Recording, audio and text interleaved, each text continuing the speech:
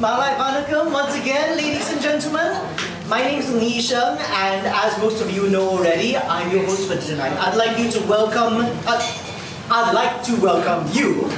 Sorry, English might not be really my first language after all. I'd like to welcome you to the reading of Singapore's first LGBT-themed play in Tamil, Akka, which means elder sister. Akka was written by G. Selvanathan, who is also directing this piece. He wrote and performed in it back in 1990. In both the Tamil version that was staged that year and the English version, which was staged in 1991. A lot of time when we think about gay, lesbian, transgender themed theatre in Singapore, we assume that it only took place in English. I mean, Wild Rice is always doing these big gay musicals. And so it's very easy to forget that all along, ever since people started talking about these issues in the late 80s to 90s, there were people writing about this and performing works like these in Mandarin, in Malay, in Tamil, and possibly in other languages as well. A few years ago, we staged, during the Indignation Pride Festival, we staged Singapore's first queer Mandarin play that was called Strange Tribe, Iju, by Otto Fong. And so for a while, I thought we should stage Akka.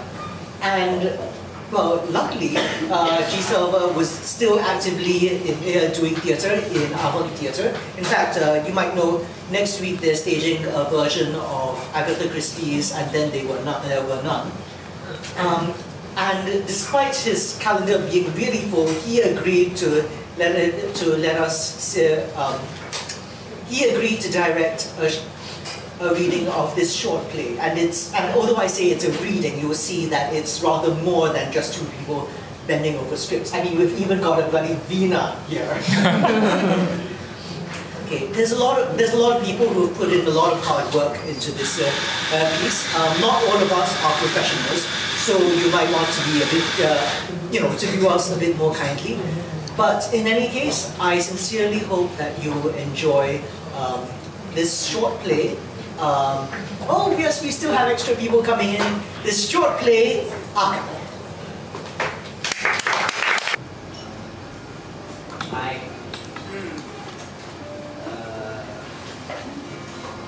Varina? Adikada. எவ்வளவு பணம் வச்சிருக்கீங்க? ஒரு 50 அறுபது 50 சரி, room அங்கதான் இருக்கு, வாங்க. உங்க பேரு? காமினி. காமினி, நம்ம ரூமுக்கு போவேனா? நம்ம வெளியே எங்கேயாச்சும் போவோமா? வெளியனா? இங்கயா? சீச்சி, இங்க இல்ல. முதுகு போறோமா எங்கேயாச்சும்? என்ன பண்றீங்க? ஆமா, வெளியே இருக்கு. சரி, வாங்க போலாம். ஓகே. கூப்பிட்டா வந்துட்டாங்க.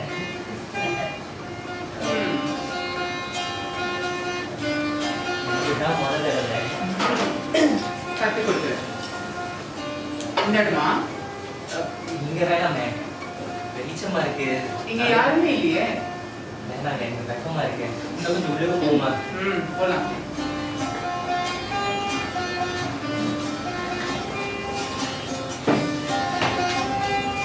ஏய், இந்த இடம் எப்படி? என்ன ஏய், நான் தான் முதல்ல சொன்னேன்ல என் பேர் காமெடின்னு. சாரி, மறந்தே போயிட்டேன். சரி, இந்த இடமே நல்லா தான் இருக்கு, இங்கே உட்காருவோம். 50 சம்பாதிச்சிட்டேன். சரி, அவ்வளவு தூரம் உட்காந்துருக்கீங்க, கிட்ட வாங்க. போதும். ஐயோ, என்ன பண்றீங்க? கரெக்டுறேன்.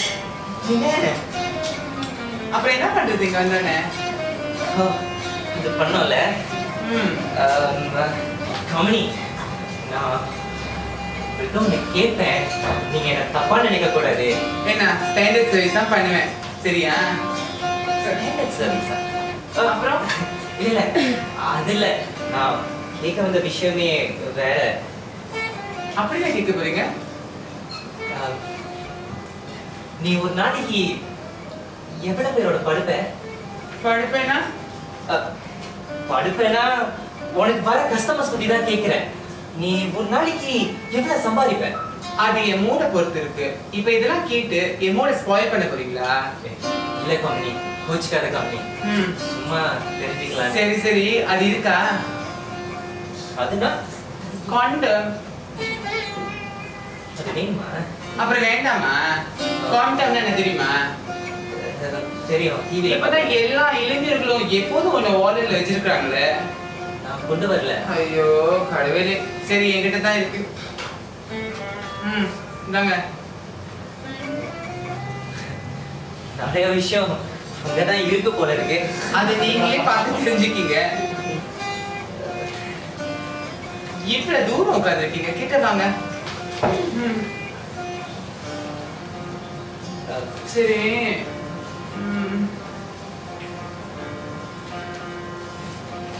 கமனி, என்னாச்சு? கமனி, நான் உங்ககிட்ட கடைசியா உன்னை கேட்டேன், நீ அதுக்கு மட்டும் பதில் சொல்றியா?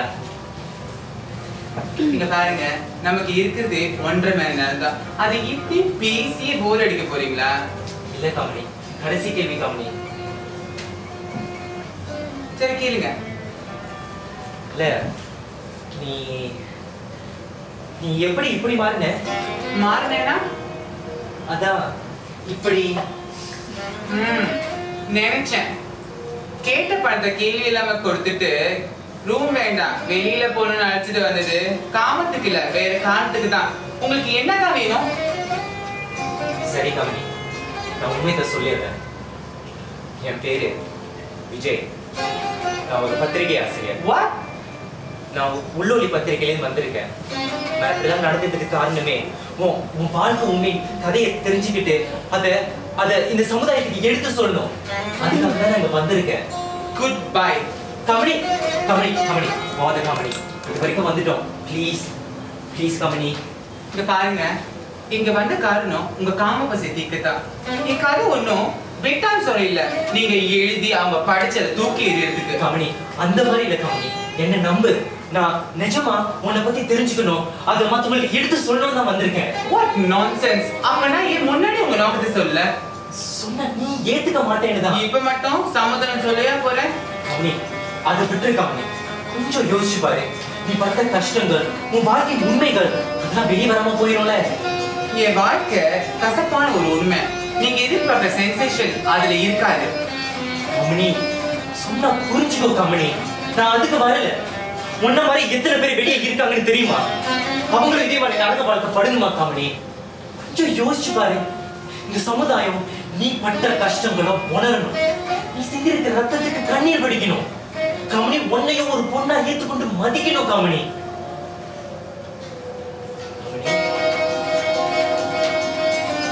கமனி, காமன். என் பேர் காமன். 24 வயசு. 9 பேரோட குடும்பத்துல கடைசியா கடைக்குட்டியா பிறந்தேன். இதுல என்ன விசேஷம்னா, என் வீட்டுல பொம்பளை பிள்ளைங்களே கிடையாது.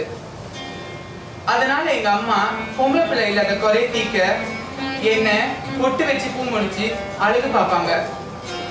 பொண்ணுக்கு பொண்ணா கணக்கு கண்ணா வளர்ந்தேன். காலப்போக்குல அம்மா முந்தானி குச்சில் தான் சுத்துவேன். புடவை எடுத்ததுல இருந்து சமையல் செய்யறது வர நான் தான் செய்வேன். பார்வைக்கு ஆணாகவும் உள்ளத்துல பெண்ணாகவும் வளர்ந்தேன். ஸ்கூல் படிக்கும் போது கூட அதிகமா கேர்ள்ஸ் கூட தான் சேர்ந்து பழகுவேன். என்ன செய்யுது, உருவத்துல ஒரு ஆம்பளை பையன் ஆயிட்டேனே. அதுவும் ஈஸி பயிற்சியும் போது கூட ஆண்கள் முன்னாடி ஆடையை மாத்த வெக்கப்பட்டுக்கிட்டு அவங்கள மாத்தின பிறகுதான் நான் மாத்துவேன். அதற்காகவே லேட்டா பயிற்சிக்கு போறதுனால பல நேரம் திட்டம் தண்டனையும் வாங்கியிருக்கிறேன். சரி, அப்போ உன் வீட்டுல உங்க அப்பா அம்மா கூட போனவங்க அவங்களாம் உன் நடவடிக்கை கவனிக்கலையா? அம்மாவோட செல்ல பிள்ளை இருக்கிறதுனால என்னை யாரும் திட்ட மாட்டாங்க. அப்பாவும் வேலை முடிஞ்சு லேட்டா வீட்டுக்கு வருவதனால என்னை பார்த்து பழகிறதுக்கு வாய்ப்பு அதிகம் கிடைக்காது. சரி, அப்புறம் என்னாச்சு? O levels முடிச்சிட்டு ரிசல்ட்ஸ்க்காக காத்திருந்தேன். அந்த சமயத்துல எங்க அப்பா வேலைன்னு உடம்ப சரியா கவனிச்சுக்காம நோயால இறந்து போனாரு. இறந்துட்டாரு. ஆமா, அந்த கவலையிலையும் அதிர்ச்சியிலையும் அம்மா ஒரு பக்கம் ஊனமானாங்க. அம்மா ஊனமாயிட்டாங்களா? இது ரொம்ப கஷ்டமா இருந்திருக்குமே. அம்மாவுக்கு உதவியா இருக்கணும்னு என் அண்ணனுங்க ஒவ்வொருத்தரா கல்யாணம் செய்ய ஆரம்பிச்சாங்க. ஆனா எனக்கு அண்ணியா வந்தவங்களோ அம்மாவை கவனிக்க அறிவிப்பு பட்டுட்டு தனி கொடுத்துட்டு போக ஆரம்பிச்சாங்க. வேண்டாம் வெறுப்போட என் மூத்த அண்ணன் மட்டும் எங்க கூட இருந்தாரு. இந்த கஷ்டமான காலகட்டத்துல தான் நான் என் காலேஜ் படிப்பை படிச்சு முடிச்சேன். எங்க அம்மா குளிப்பாட்டி துணி உடுத்தி சாப்பாடு ஊட்டுற வர நான் தான் செஞ்சேன். இந்த சோகமான நேரத்துல எனக்கு ஆறுதலா இருந்ததே என் அக்கா நண்பர்கள் தான். பல நாள் இரவுல அம்மாவை தூங்க வச்சுட்டு என் அக்கா நண்பர்களோட வெளியே போக ஆரம்பிச்சேன். எல்லோரும் ஒரு பப்ளிக் டாய்லெட்க்கு போயிட்டு லைட்டா மேக்கப் போட்டுட்டு ஒரு செக்ஸியா உடுப்ப போட்டுக்கிட்டு ஆர்ச்சர்ட் ரோடே சுத்தி வருவோம். அந்த நேரத்துல என் கவலையெல்லாம் மறந்து ஜாலியா இருப்பேன். இந்த கஷ்டமான காலத்துல தான் ஒரு அதிர்ச்சியான ஒரு செய்தி வந்தது. கம்மி உங்க அம்மா? நோ நோ, ஆமி எலிசபெத். சரி, அதை எப்படி சமாளிச்சீங்க? ஆமிக்கு போனா தானே சைக்காட்ரிக் ட்ரீட்மெண்ட் போனேன். மெடிக்கல் செக்அப்ல கன்ஃபார்ம் 302ன்னு ஆமியை விட்டு விரட்டிட்டானுங்க. ஒரு பெரிய கண்டத்தை தாண்டின சந்தோஷத்தை முழுமையா அனுபவிக்கிறதுக்கு முன்னாடி துக்கம் என்ன வந்து சேர்ந்தது. அம்மா இறந்து போனாங்க. அம்மா இறந்து போயிட்டாங்களா? ஆமா, நிம்மதிக்காக அடிக்கடி நண்பர்களோட வெளியில போக ஆரம்பிச்சேன். சரி, அம்மா இறந்துட்டாங்க சொல்றீங்க, அதான் அண்ணன் அண்ணில இருக்காங்களே? ஆமா, அண்ணன் அண்ணி என்ன பாரமா நினைக்க ஆரம்பிச்சாங்க. தொட்டதுக்கெல்லாம் குற்றம் கண்டுபிடிக்க ஆரம்பிச்சாங்க. என்னை வீட்டை விட்டு விரட்டுபடி அண்ணி அடிக்கடி அண்ணன் கிட்ட சொல்லுவாங்க. என் அண்ணன் கொஞ்சம் பாசம் இருந்தனால எப்படி சொல்றதுன்னு தெரியாம இருந்தாரு. பிறகுதான் தெரிஞ்சிச்சு அது பாசம் இல்ல, என் சம்பளத்துக்குன்னு. ராத்திரி பல நாள் ராத்திரி நான் என் நிலைமை நினைச்சு கஷ்டப்பட்டு இருக்கேன், அழுதுருக்கிறேன். எனக்கு உதவி செய்யவும் யாருமே இல்லை. போகிற பாதை சில நேரம் தப்புன்னு தெரியும், வேற வழி இல்ல. நிம்மதிக்காக அந்த பாதையிலே போனேன். அப்படின்னா நீ ஆழம் தெரிஞ்சுதான் இதுல கால வச்சிருக்க? ஆமா, அந்த பாலம் கிணத்துல தான் தள்ளிவிடப்பட்டேன். இறக்கமில்லாத பாசமில்ல சில மனிதர்களால என் வாழ்க்கை வழி மாறி போனுச்சு. அடிக்கடி இரவுல நண்பர்களோட தான், என் அக்கா நண்பர்களோட தான் பார்ட்டி